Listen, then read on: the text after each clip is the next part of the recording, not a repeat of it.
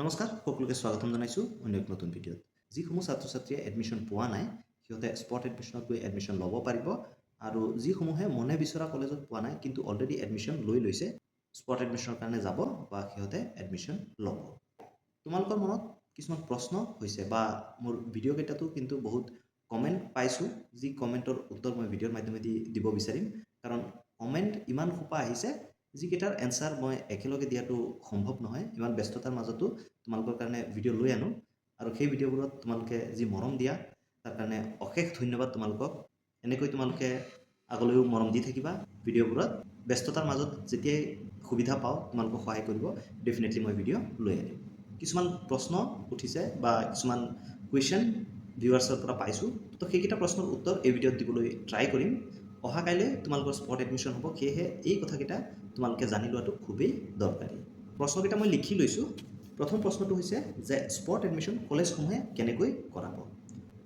Spot admission free হ'বনে? Spot admission first কাম first serve, অৰ্থাৎ যিয়ে প্ৰথম যায় তাকেই এডমিশ্যন দিয়া যাব নেকি, নে পাৰ্চেণ্টেজ চাই দিয়া যাব?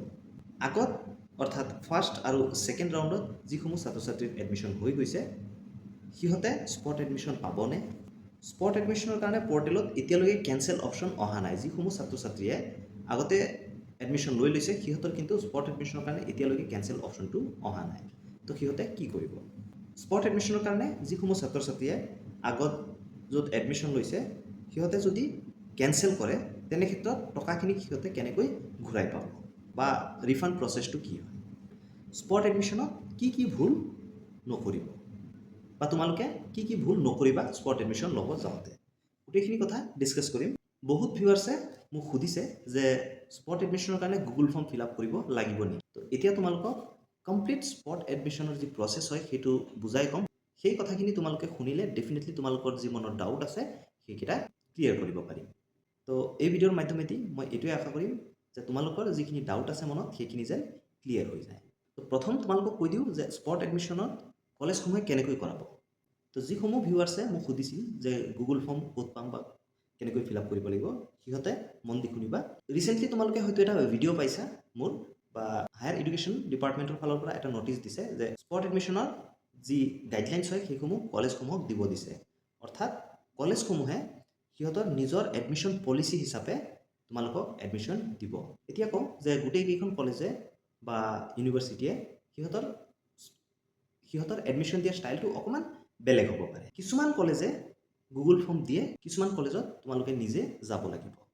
এতিয়া যিসমূহ কেণ্ডিডেটে সুধিছে মোক যে গুগল ফৰ্ম ক'ত পাম বা গুগল ফৰ্ম ফিল আপ কৰিব লাগিব নেকি, তোমালোকক কৈ দিওঁ যে তোমালোকে কলেজৰ যি স্পট এডমিশ্যনৰ গাইডলাইন হয় সেইটো এবাৰ পঢ়িবা। কলেজৰ অফিচিয়েল ৱেবছাইটত তোমালোকে পাই যাবা আৰু গাইডলাইনটোত ক্লিয়াৰলি লিখা থাকিব তোমালোকে কি কৰিব লাগিব। যিহেতু মই গোটেইখিনি কলেজৰ স্পট এডমিশ্যনৰ গাইডলাইন তোমালোকক ভিডিঅ'ৰ মাধ্যমত বুজাই দিব নোৱাৰিম বা কভাৰ কৰিব নোৱাৰিম, সেইকাৰণে তোমালোকে গাইডলাইনটো নিজে ডাউনলোড কৰি ল'বা। তাৰপিছত তাত লিখা থাকিব যে কেনেকৈ তোমালোকে স্পট এডমিশ্যনৰ কাৰণে যাবা। আৰু যদি তোমালোকে বুজি নোপোৱা তেনে ক্ষেত্ৰত আমাৰ ইনষ্টাগ্ৰাম টীম আছে, ইনষ্টাগ্ৰামত তোমালোকে ফ'ল' কৰি তাত তোমালোকৰ যোনখন কলেজ হয় তাৰ যি স্পট এডমিশ্যনৰ গাইডলাইন দিব সেইটো তোমালোকে স্ক্ৰীনশ্বট মাৰি আমাৰ ইনষ্টাগ্ৰাম টীমক দি দিবা। ডেফিনেটলি সিহঁতে একে কম চেণ্টেঞ্চত তোমালোকক বুজাই কৈ দিব। তো জেনেৰেলি কি কৰে যে কলেজসমূহে বা ইউনিভাৰ্চিটিয়ে হওক, কিছুমানে গুগল ফৰ্মৰ জৰিয়তে সিহঁতে ফৰ্ম লয় আৰু কিছুমানে গুগল ফৰ্ম নিদিয়ে। সিহঁতৰ কাৰণে তোমালোকে কলেজত অফলাইন ফৰ্ম জমা দিব লাগিব। তোমালোকে যি সমৰ্থ পৰ্টেলত এপ্লাই কৰিছা সেইখন কলেজত সেই ফৰ্মখন তোমালোকে কি কৰিব লাগিব, যদি তোমালোকে গুগল ফৰ্ম দি দিয়া তেনে ক্ষেত্ৰত তোমালোকে গুগল ফৰ্ম ফিল আপ কৰিবা। লগতে এটা আপলোড ছেকশ্যন থাকিব য'ত তোমালোকৰ যি সমৰ্থ পৰ্টেলৰ এপ্লিকেশ্যন হয় সেইটো আপলোড কৰিব লাগিব বা ফৰ্ম নম্বৰ তোমালোকে গুগল ফৰ্মতে দিব লাগিব। সমৰ্থৰ যি ফৰ্ম নম্বৰ হয় সেইটো তোমালোকে দিব লাগিব আৰু সেইটো দিয়াৰ লগে লগে কলেজে তোমাৰ ফৰ্ম পাব আৰু সেই ফৰ্ম সিহঁতে চাব। লগতে তাত তোমালোকৰ যি পাৰ্চেণ্টেজ হয় সেইকেইটা মিলাই চাব। মিলাই চোৱাৰ পিছত সিহঁতে কি কৰিব, এটা মেৰিট লিষ্ট প্ৰিপেয়াৰ কৰিব।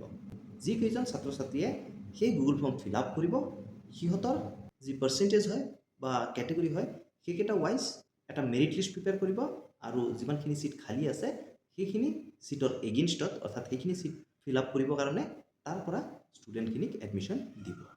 আৰু যিকেইখন কলেজত গুগল ফৰ্ম নিদিয়ে সিহঁতে অফলাইনত গৈ সিহঁতৰ যি সমৰ্থ পৰ্টেলত এপ্লিকেশ্যন ফৰ্ম হয় সেইখন কলেজত আবেদন কৰাৰ সেইখিনি জমা দিব লাগিব। আৰু জমা দিয়াৰ পিছত কলেজসমূহে যিমানখিনি ফৰ্ম পায় সিহঁতৰ হাতত সেইখিনি ফৰ্ম একেলগ কৰি মেৰিট লিষ্ট প্ৰিপেয়াৰ কৰিব, কেটেগৰী আৰু পাৰ্চেণ্টেজ ৱাইজ সিহঁতে মেৰিট লিষ্ট প্ৰিপেয়াৰ কৰিব, আৰু যিকেইজন ছাত্ৰ ছাত্ৰীৰ নাম তাত থাকে আৰু যি ছাবজেক্টত এপ্লাই কৰে যদি মেৰিট মতে পাই যায় ডেফিনেটলি সিহঁতৰ এডমিশ্যন হ'ব। তো এনেকৈ তোমালোকৰ যি স্পট এডমিশ্যনৰ প্ৰচেছ হয় সেইটো কমপ্লিট হ'ব, অৰ্থাৎ তোমালোকৰ এডমিশ্যন হৈ যাব। দ্বিতীয় কুৱেশ্যনটোলৈ আগবঢ়ো যে স্পট এডমিশ্যন ফ্ৰী হ'বনে? অফক'ৰ্ছ ফ্ৰী হ'ব। যদি তোমালোকে ফি ৱেইভাৰ কেটেগৰীত পৰা ডেফিনেটলি তোমালোকৰ এডমিশ্যনটো ফ্ৰী হ'ব। তোমালোকৰ ইনকাম বা তোমালোকৰ ৰেচন কাৰ্ড লগত লৈ যাবা। তাৰ পিছৰ প্ৰশ্নটো হ'ল যে স্পট এডমিশ্যন ফাৰ্ষ্ট কাম ফাৰ্ষ্ট ছাৰ্ভত দিব নে পাৰ্চেণ্টেজ চাই দিব? এতিয়া তোমালোকক ক্লিয়াৰলি কৈ দিওঁ যে তোমালোকে যেতিয়া গুগল ফৰ্ম ফিল আপ কৰিবা, যিসমূহে গুগল ফৰ্ম ফিল আপ কৰিবা সিহঁতৰ মাজতে পাৰ্চেণ্টেজ ওলাব, আৰু পাৰ্চেণ্টেজ ওলাই সিহঁতে এটা মেৰিট লিষ্ট প্ৰিপেয়াৰ কৰিব তোমালোকৰ পাৰ্চেণ্টেজ আৰু কেটেগৰী ৱাইজ, আৰু সেই হিচাপে সিহঁতে এডমিশ্যনটো দিব। ধৰি লোৱা তোমালোকে এখন কলেজত গ'লা য'ত অফলাইন ফৰ্ম ফিল আপ কৰি আছে, সেই কলেজে এটা সময় নিৰ্ধাৰণ কৰি দিব, কাৰণ কলেজসমূহে গোটেই দিনটো তোমালোকৰ কাৰণে বহি নাথাকে, সিহঁতে এটা নিৰ্দিষ্ট সময় দিব।